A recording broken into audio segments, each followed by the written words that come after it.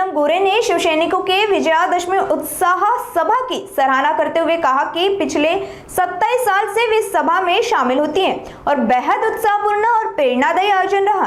साथ ही उन्होंने उप मुख्यमंत्री के कार्यों पर भी अपनी सकारात्मक प्रतिक्रिया व्यक्त की। अतिशय सुंदर आणखीन वातावरणामध्ये उत्साह वाढवणारा, त्याचबरोबर मोठ्या प्रमाणामध्ये शिवसैनिकांनी उत्साहाचा आणि प्रेमाचा प्रतिसाद दिलेला हा मेळावा झाला। गेले 27 वर्ष मी हा विजयादशमीचा मेळावामध्ये सहभागी होते।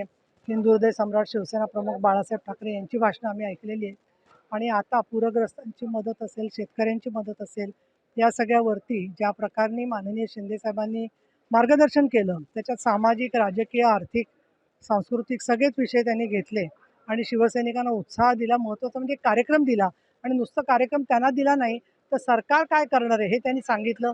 जुनी जी काही आश्वासनं आहेत त्यासुद्धा आश्वासनं कशा प्रकारे आपण परिपूर्ती करतोय याची देखील त्यांनी उदाहरणं दिली।